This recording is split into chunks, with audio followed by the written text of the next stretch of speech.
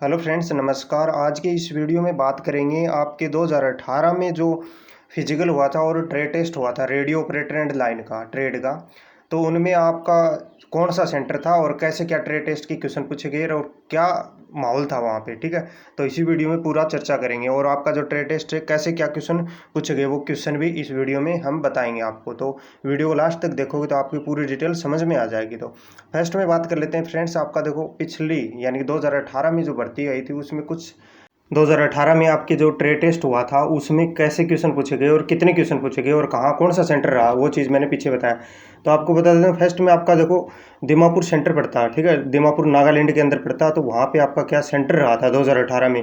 अब की बार भी दीमापुर रहने के पूरे पूरे चांस हैं क्योंकि सेंटर बड़ा है। तो यहाँ पे 729 पोस्ट है रेडियो ऑपरेटर एंड लाइन की। तो ये आपका दीमापुर रहने के पूरे पूरे चांस बनते हैं आपका रेडियो ऑपरेटर के। नहीं तो आपका सिलचर भी रह सकता है, ठीक है। एक सेंटर से काम नहीं चलेगा, 2 से 3 सेंटर बनेंगे। तो ये हो गया आपका असम और नागालैंड के अंदर सेंटर रहेंगे आपके। आपका देखो मेन पॉइंट आता है आपका जो ट्रेड टेस्ट किस तरह से कैसे हुआ था। ट्रेड टेस्ट में 15 से 20 क्वेश्चन पूछे गए थे। किस तरह से पूछे गए वो आगे हम चर्चा करें। फर्स्ट में हम बात कर लें, कई कैंडिडेटों की अभी भी कन्फ्यूज है कि हमारा जो फिजिकल है वो किस प्रकार से कैसे होगा, ठीक है। ये चीज़ मैंने पीछे ही बताया है एक एक वीडियो बना के। आपने वीडियो नहीं देखा तो एक बार वीडियो देख लेना। देखो आपका फर्स्ट में फिजिकल ही होता है और मेल कैंडिडेट इसको अप्लाई किया तो मेल कैंडिडेट का 5 किलोमीटर रनिंग होगी और 24 मिनट मिलने वाली है, ठीक है। तो ये रनिंग होने के बाद क्या होगा आपका आपका होगा यानी कि हाइट हो जाएगी, फिर वेट हो जाएगा, फिर चेस्ट हो जाएगा, ठीक है। वो अलग अलग कैटेगरी वाइज अलग अलग जो नोटिफिकेशन में मेंशन किया, ठीक है। उसके बाद क्या होगा आपका होगा डॉक्यूमेंट वेरिफिकेशन। डॉक्यूमेंट में क्या होगा, वहाँ पे फॉर्म तो भर देते हैं ऐसे, लेकिन डॉक्यूमेंट जो फॉर्म भरा है उस टाइम पे आपने यानी कि 10वीं और 12वीं पीसीएम से आपने अप्लाई कर दिया वो सही है, ठीक है। 10वीं और आईटीआई उसमें जो मेंशन की है उससे अलावा जो आईटीआई कर दिया, डिप्लोमा कर दिया उससे अलावा, तो वो वहाँ पे फिजिकल तो कर देंगे लेकिन डॉक्यूमेंटों में उसको वहाँ से निकाल देंगे, ठीक है। मेन चीज़ आती है वहाँ पे ये आप जो भी क्वालिफिकेशन पढ़ते हो वो सही तरीके से जो भी आपके पास है वही क्वालिफिकेशन अप्लाई किया होगा और आगे भी आप कर रहे होंगे, ठीक है फिलहाल।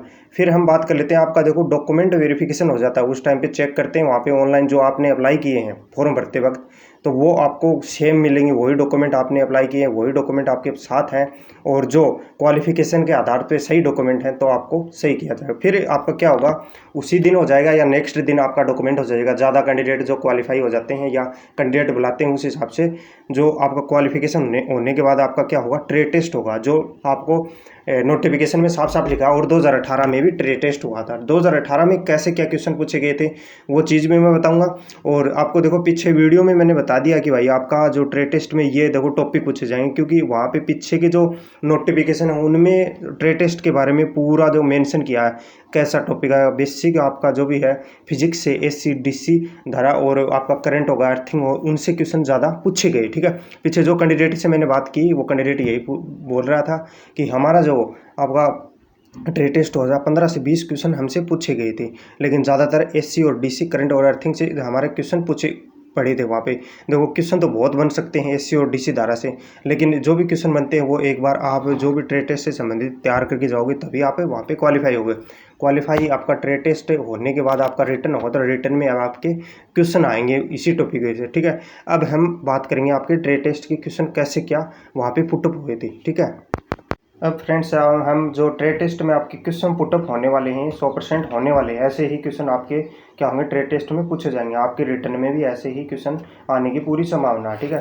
तो फर्स्ट में हम देखो विद्युत धारा का टॉपिक हो गया। तो विद्युत धारा में आपके देखो एससी और डीसी दोनों जो भी हैं आपकी देखो एससी क्या होती है। देखो एससी के बारे में हम जान लेते हैं फर्स्ट में, फिर डीसी के बारे में जानेंगे। एससी होती है प्रत्यावर्ती धारा यानी कि अल्टरनेटिव करंट है। ये इसकी जो भी इंग्लिश या हिंदी में आपको पूछ सकते हैं, ठीक है। उसके बाद हम बात करेंगे देखो जब विद्युत धारा की दिशा समय के साथ परिवर्तन होती है वो एसी कहलाती है। एसी की फुल फॉर्म पूछ लेंगे आपसे, एसी क्या चीज़ है, कैसे आप इसको काम में ले सकते हैं उस चीज़ है। इनसे चलने वाले उपकरण इलेक्ट्रिक क्लच कहते हैं, ठीक है। इससे पंखा कूलर प्रेस हीटर यानी कि ये चीज़ तो आपको मौखिक समझ में आ जाए वो चीज़ उदाहरण दिया, लेकिन इससे बहुत ज़्यादा चलने वाली आपको पता वस्तु है, ठीक है।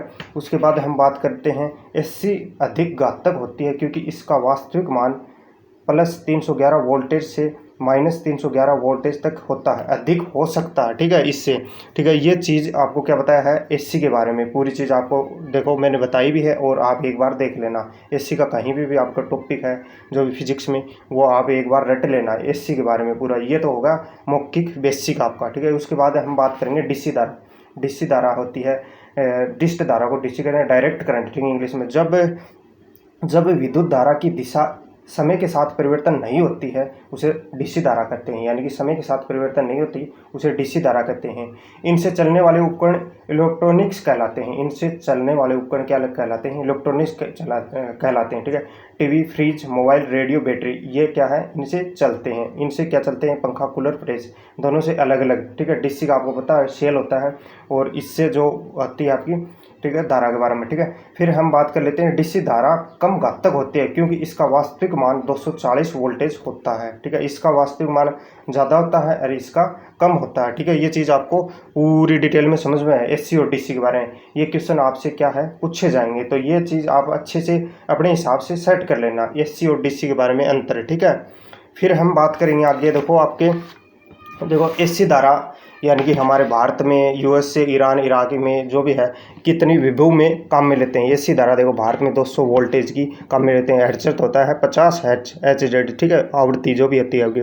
और यूएसए में होते हैं 110 वोल्टेज और 60 HZ, ठीक है। ईरान, इराक में 240 वोल्टेज और इसकी क्या आवृत्ति क्या आती है? 40 HZ, ठीक है। ये चीज़ आपसे पूछा जाएगा कि भारत में आपकी जो विद्युत धारा वो कितने वोल्टेज पे काम लेते हैं, ये चीज़ आपसे पूछ सकते हैं, ठीक है। और ये आपके ईरान, इराक से भी पूछ सकते हैं क्योंकि इनका अलग है और इंडिया का अलग है, ठीक है। फिर हम बात करें, देखो मेन क्वेश्चन क्या है, भारत में घरों के अंदर प्रत्यावर्ती धारा काम में ली जाती है, यानी कि कितने वोल्टेज की काम में ली जाती है। ये देखो ऊपर मैंने बता दिया, वही चीज़ है जिसका मान है 220 वोल्टेज 50 हर्ट्ज सिंगल फेज होता है, ठीक है, ये चीज़ें। और डीसी धारा के अपेक्षा समान वोल्टेज वाली एसी धारा में अधिक खतरनाक होती है क्योंकि इसका 220 वोल्टेज की प्रत्यावर्ती धारा का वास्तविक मान 311 वोल्टेज से 311 वोल्टेज तक होता है, जबकि 220 वोल्टेज डिस्ट धारा का मान 220 वोल्टेज होता है। ये चीज़ आपको अच्छे तरह से समझ में आ गई है, ठीक है। ये विद्युत विभव विभवांतर, देखो ये बहुत क्वेश्चन बनते हैं, लेकिन आपको जो मोस्टली जो क्वेश्चन बनते हैं वो चीज़ मैंने आपको वीडियो में कवर की है, ठीक है। ये चीज़ आपको यानी कि ये तो एकदम से अच्छी तरह से याद करनी है, ये तो क्वेश्चन आराम से पढ़ेंगे, पुटअप होंगे।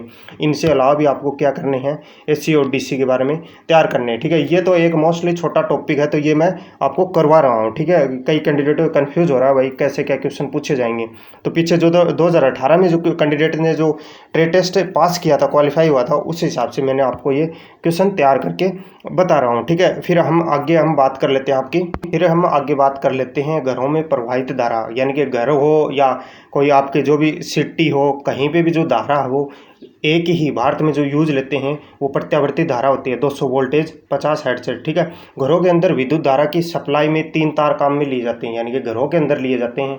लेकिन आपका जो रेडियो ऑपरेटर का एक्सचेंज के अंदर काम में लिए जाता है, वहाँ पे भी ऐसा ही काम होता है, लेकिन बहुत ज़्यादा एक्सचेंज में बहुत ज़्यादा जंजाल होता है वो तारों का। मेरा देखा हुआ है अच्छी तरह से, जो भी आपका रेडियो ऑपरेटर का वहाँ काम होगा वो अच्छी तरह से, यानी काफ़ी दिन मैंने देखा हो, ठीक है, वहाँ रह के असम राइफल के अंदर, ठीक है।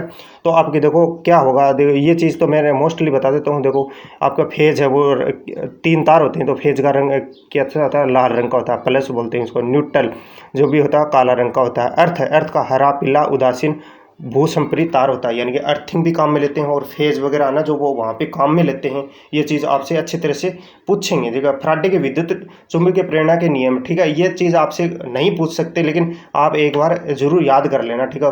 ये फैराडे के नियम वगैरह, चुंबकीय फ्लक्स वगैरह, चुंबक फ्लक्स की इकाई वेबर, ये चीज़ ना आपसे पूछ भी सकते, बहुत कम पूछेंगे, लेकिन आपको ये मेन चीज़ है, ये क्वेश्चन आपको बता रहे हैं, ये चीज़ ज़्यादा पूछने की पूरी संभावना रहती है। फिर हम आगे बात कर लेते हैं आगे हम बात करेंगे, देखो ट्रांसफार्मर से क्वेश्चन बनेंगे, अच्छे तरह से बनेंगे। ट्रांसफार्मर से आपके यानी कि 1-2 क्वेश्चन तो पक्का बनने वाला है। इससे डीसी के बारे में तो खूब क्वेश्चन बनेंगे, अर्थिंग के बारे में, तो आपके ट्रांसफार्मर की भी याद कर लेना। ट्रांसफार्मर सदैव एसी धारा पर ही कार्यरत होता है और डीसी पर नहीं रहता। ट्रांसफार्मर का क्या काम होता है आपका? एसी धारा पर ही कार्यरत, यानी एसी धारा पे ही काम करता है ट्रांसफार्मर, डीसी पे नहीं करता। ये चीज़ आपको समझ में आ गई है, ठीक है। ट्रांसफार्मर है ये आपका, देखो कितने प्रकार का होता है ट्रांसफार्मर? 2 प्रकार का होता है। ऊंचाई ट्रांसफार्मर, अपचाई ट्रांसफार्मर, जो भी ऊंचाई और अपचाई में जो भी आपका काम में ली जाती है, इसमें देखो प्राथमिक कुंडला। फिर कुछ ऐसे क्वेश्चन लेके आए हो जो आपसे पूछ सकते हैं। तो क्वेश्चन किस प्रकार से पुटअप होंगे ये तो आपको थ्योरी के हिसाब से मैंने बता दिए पीछे, ठीक है। फिर देखो इलेक्ट्रॉनिक्स का कितना आवेश होता है, 1.6 गुणा 10⁻19 कूलाम, ठीक है। इलेक्ट्रॉनिक्स का जो कितना आवेश होता है, देखो ये क्वेश्चन आपसे क्या करेंगे, इलेक्ट्रॉनिक्स का आवेश पूछ सकते हैं, ठीक है। फिर हम बात करें 1 यूनिट बराबर कितना होता है, 1 यूनिट बराबर होता है 1 किलोवाट, ठीक है। फिर निम्न पूछ सकते हैं, ताप बढ़ने से चालक का प्रतिरोध होता बढ़ता है या घटता है, तो आपका ताप बढ़ने से बढ़ता है, ठीक है। एक धातु के तार में विद्युत का प्रवाह होता है इलेक्ट्रॉन के कारण, ठीक है, इलेक्ट्रॉन के कारण होता है। घरों में लगे बिजली के मीटर विद्युत व्यय को रिकॉर्ड करते हैं, किलोवाट यूनिट में करते हैं, ठीक है। देखिए फिर आपका जो भी क्वेश्चन है, मोस्टली जो क्वेश्चन होते हैं वो आपको मैं बता देता हूँ। विद्युत हीटर का तार बना होता है नाइक्रोम का, जो विद्युत हीटर जो काम में लेते हैं वो नाइक्रोम के तार बने होते हैं। ये क्वेश्चन आपके, नाइक्रोम मिश्र धातु है, निकल क्रोमियम का मिश्र धातु है, ठीक है। ये क्वेश्चन आपसे वहाँ पे पुटअप होंगे, ठीक है। इसके बाद हम बात कर लेते हैं आपके क्वेश्चन की, ठीक है। धारा विभवांतर और प्रतिरोध के मापने में काम आता है मल्टीमीटर, जो धारा को विभवांतर को मापने के काम, मोस्टली क्वेश्चन ये क्वेश्चन तो पक्का ही पूछा जाएगा। धारा विभवांतर और प्रतिरोध को मापने में काम आता है मल्टीमीटर। ये क्वेश्चन मैंने आपको स्क्रीन पे भी दिखाए हैं और आपको मैं टेलीग्राम ग्रुप में प्रोवाइड कर दूंगा, ठीक है। ये क्वेश्चन आप देख लेना अच्छे से, ठीक है। तो फिर आपसे पूछेंगे फ्यूज मिश्र धातु है, तांबा टिन और शीशा का जो फ्यूज होता है वो उसका मिश्र धातु क्या है, ठीक है। ये क्वेश्चन आपसे पूछेंगे, ठीक है। ट्यूबलाइट में भरी होती है, क्या होता है, मरकरी ऑक्साइड और आर्गन गैस है वो ट्यूबलाइट में भरी होती है, ठीक है। टंगस्टन का गलनांक होता है, कितना गलनांक है, 3500 सेंटीग्रेड टंगस्टन का क्या होता है, गलनांक होता है। फिर हम बात करेंगे आपका, देखो ट्रांसफार्मर का कोड बनने के लिए सर्वाधिक उपयुक्त होता है नरम लोहा, जो ट्रांसफार्मर है वो बनने में उपयुक्त होता है नरम लोहा। फिर हम बात करेंगे ट्रांसफार्मर की दक्षता व्यक्त की जाती है किलोवाट में, ट्रांसफार्मर की किलोवाट में की जाती है। ट्रांसफार्मर का कार्य होता है एससी पर, डीसी पे नहीं होता, ठीक है। ऐसे ही क्वेश्चन, ये बड़ा वीडियो नहीं हो इसलिए मैंने मोस्टली आपको क्वेश्चन है वो बता दिए हैं। एक बार आप ज़रूर अपने हिसाब से तैयारी कर लेना, ठीक है, एससी और डीसी के बारे में या अर्थिंग के बारे में, ठीक है। आगे हम और टॉपिक लेके आएंगे, इतने आप चैनल को सब्सक्राइब कर लेना। और भी आपको कोई ऐसे ही वीडियो चाहिए तो एक बार कमेंट बॉक्स में जाकर कमेंट जरूर कर लेना, ठीक है friends. Thank you so much.